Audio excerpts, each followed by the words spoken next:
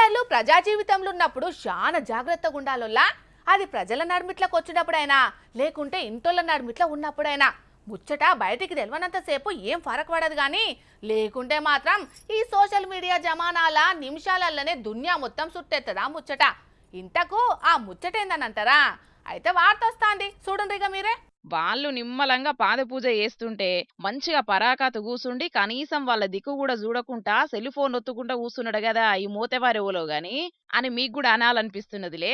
ఈ వీడియో చూస్తే ఎవరికైనా అట్లనే అనాలనిపిస్తది. అందున లీడర్లు ఇసొంటి పనులు చేస్తే మాత్రం అవతలి పార్టీ లీడర్లు గట్టిగానే అరుచుకుంటారు. ఇప్పుడు ఈ సారు విషయంలో కూడా గదే జరుగుతున్నది. ఈడ పాదపూజ చేయించుకుంటున్న సారు పేరు నానా పటోలే. మహారాష్ట్రలో కాంగ్రెస్ పార్టీ సీనియర్ లీడరు, మాజీ స్పీకర్ కూడా. గంత పెద్ద మనిషి పాదాలను నీళ్లతోని గడిగిపిచ్చుకొని సుకుమారంగా దుడిపించుకొని పువ్వులు పండ్లు పెట్టించుకునుడేంది? ఇది కాంగ్రెస్ పార్టీ నాయకుల అహంకారానికి వాళ్ళ రాచరిక సంస్కృతికి ప్రత్యక్ష నిదర్శనం అనుకుంటా గట్టిగానే అరుచుకుంటున్నారు. ఇక ఈ వీడియో మీద విమర్శలు బగ్గనే అచ్చటాలకు ఆ వీడియోలున్నది ఎవలో కాదు, నా సొంత కుటుంబ సభ్యులే. గురి పౌర్ణమి ఆళ్ళ కుటుంబం ఆచారం ప్రకారం నన్ను గురువుగా భావించి పాదపూజ చేస్తామని పట్టుబట్టి మరీ ఇట్లా చేసిండ్రని చెప్పుకొచ్చిండు.